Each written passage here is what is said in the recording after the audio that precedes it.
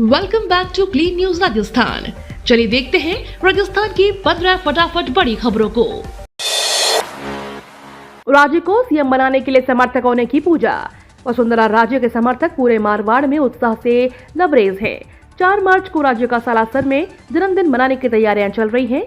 इसी बीच जोधपुर में सूरसागर क्षेत्र में कार्यकर्ताओं ने वसुंधरा राजे को तीसरी बार सीएम बनाने की भावना को लेकर भगवान भोलेनाथ का अभिषेक किया।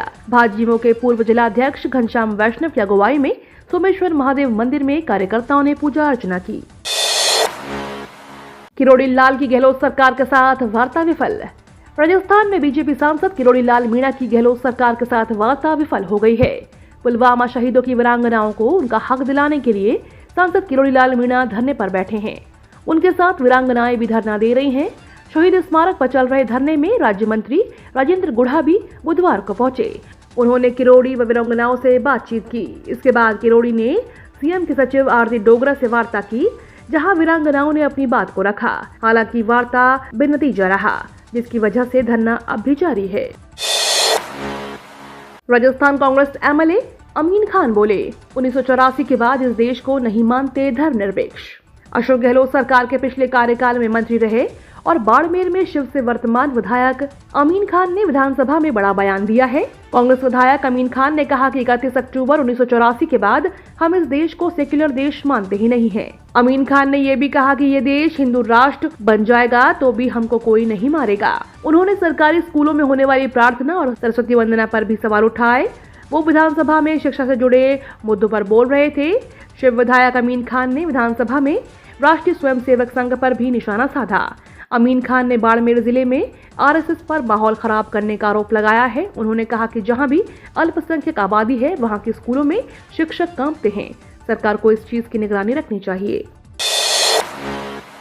राजस्थान हाउसिंग बोर्ड की 27 आवासीय योजनाएं लॉन्च। राजस्थान हाउसिंग बोर्ड ने 14 जिलों के 17 शहरों में एक साथ आवासीय और व्यावसायिक स्कीम लॉन्च की है। इनमें कुल 4569 यूनिट बनाई जाएंगी। हाउसिंग बोर्ड ने करीब 20 साल बाद जयपुर में इंडिपेंडेंट हाउस की स्कीम लॉन्च की है।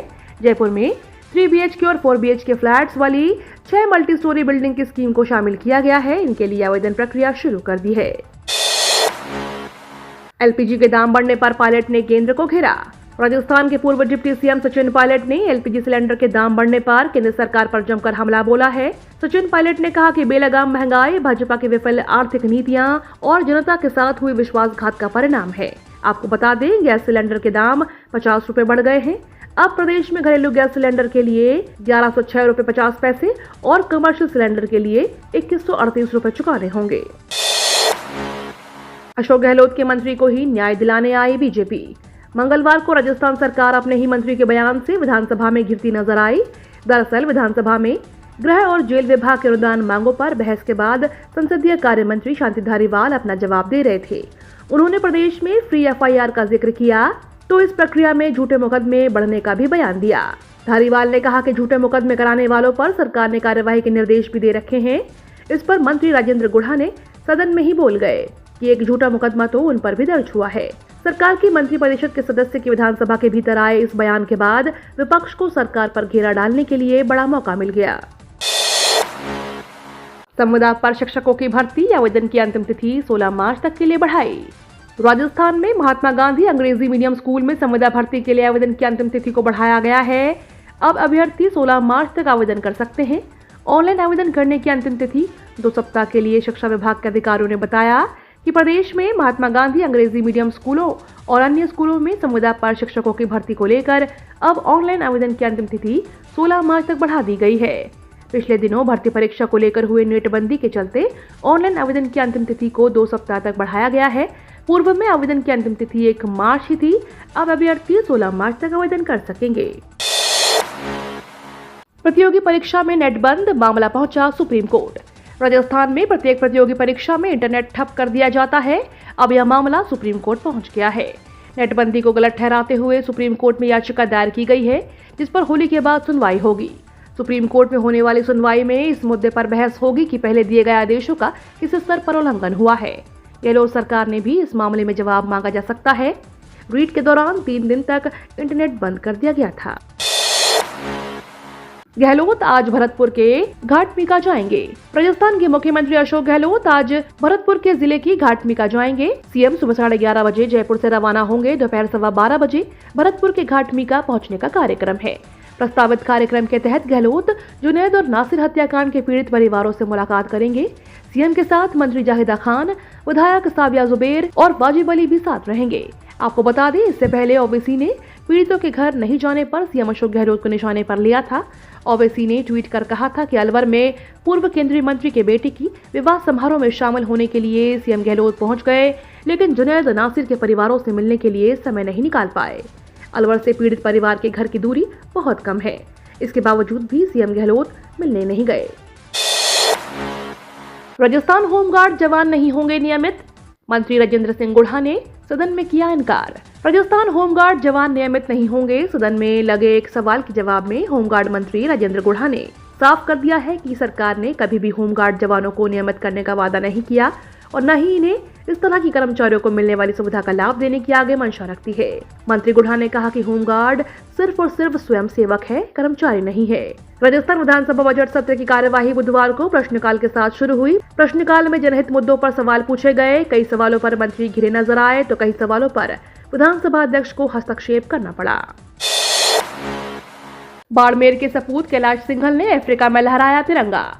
बाड़मेर के बालोतरा निकटवर्ती पार्लू गांव के अंतर्राष्ट्रीय पर्वतारोही कैलाश सिंघल ने अफ्रीका के तंजानिया की सबसे ऊंची चोटी किलिमंजारो को फतेह कर देश का नाम रोशन किया है।